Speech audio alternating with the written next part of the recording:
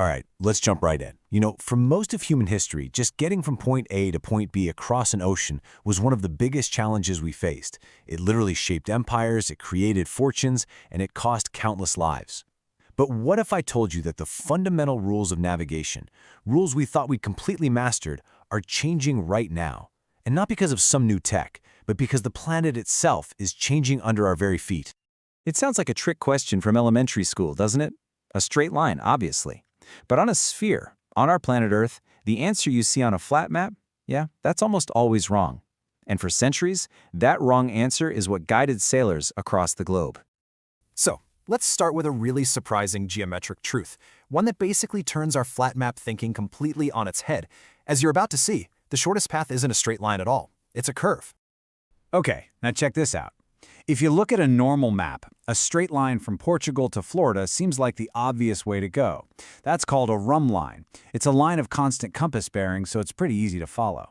But if you follow what looks like a long, arching curve on that same map, the Great Circle route, you save 138 miles. For a sailboat, that's almost a whole day of travel. So we're not talking about a tiny little shortcut here. This is a huge difference.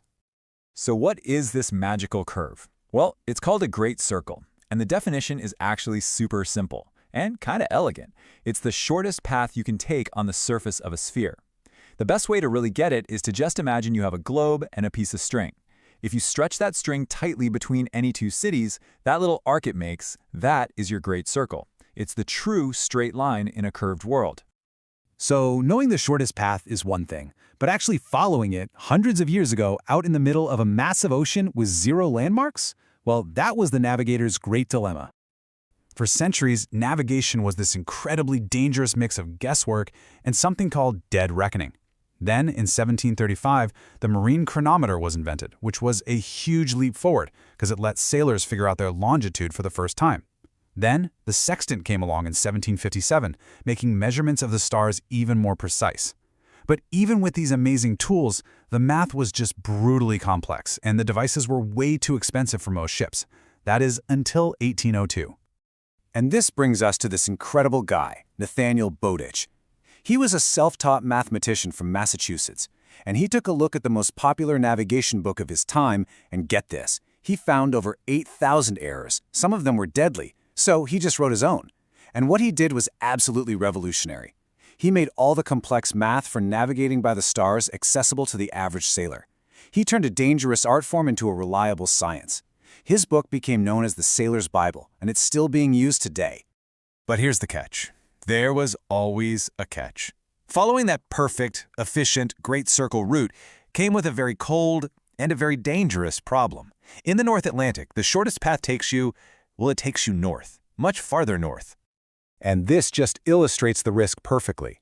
One of the reasons the Titanic met its tragic fate is that the captain was pushing the ship along that great circle route. Why? He was trying to set a speed record, chasing this trophy for the fastest crossing. The shortest path took the ship directly into an ice field. It's just a chilling reminder that the most efficient route isn't always the safest one. So, for 200 years, navigators balanced those risks using Bowditch's methods. But then, in the 20th century, a new technology came along that promised to make all of that a thing of the past. For a little while, it really seemed like navigation was finally a solved problem. And the progress was just incredible. It started with these things called inertial navigation systems, which is how the USS Nautilus found its way under the Arctic ice to the North Pole back in 1958, a huge breakthrough. Then came early satellite systems, like the Navy's Transit, which would give you a position fix every few hours. But the real game changer, the one we all know, came in 1995 when the Global Positioning System, GPS, went fully online, offering nonstop worldwide coverage to anyone with a receiver. And especially after the year 2000, when the government unlocked the most accurate civilian signals, it felt like magic. All of a sudden, knowing your exact location anywhere on Earth was cheap, easy, and in everyone's pocket. The ancient skills of reading the stars started to fade away. I mean, why would you need them when a little device in your hand could do it all for you?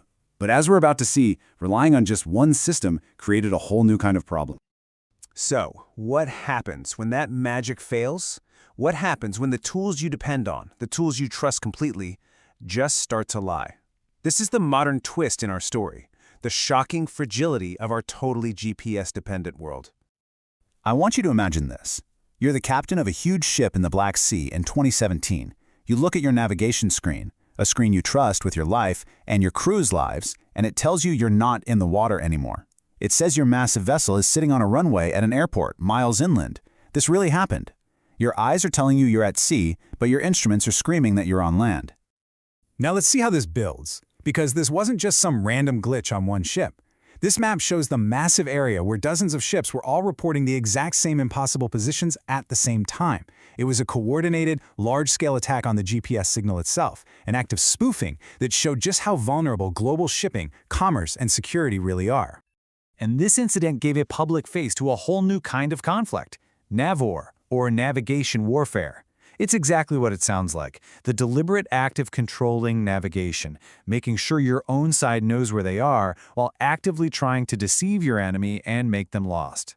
The ancient art of finding your way has officially become a 21st century battlefield. So we've got this incredible story that spans from ancient geometry to masters of celestial navigation to a super fragile digital age. But the biggest change to navigation today isn't about technology at all. It's about the physical Earth. The map itself is literally being redrawn as we speak. And it really comes down to this one staggering number: 95%. Since the mid-1980s, the Arctic has lost 95% of its oldest, thickest sea ice. This isn't some future prediction. This is a measurement of what has already disappeared. Now just look at this data from the National Snow and Ice Data Center. These are the years with the least amount of Arctic sea ice ever recorded by satellite. But here's the key takeaway, the thing you really need to see. The 19 lowest sea ice minimums have all occurred in the last 19 years. The trend is undeniable. So, what does this all mean for navigation? It means those northern Great Circle routes, the ones that were always choked with impassable ice, are now opening up. The geometry of our planet hasn't changed, but our ability to actually travel along its shortest paths has. And this is creating the next great frontier for navigation, one that's filled with massive economic opportunity and, of course, huge geopolitical tension as countries race to control these new waterways. Which leaves us with one final, pretty heavy thought. For thousands of years, our biggest challenge was just figuring out how to navigate the planet we lived on. We built the tools, we did the math, we mastered it. But now, the challenge is completely different. The question is no longer just how to navigate the globe. It's whether we can navigate the profound and rapid changes that we ourselves have made to it.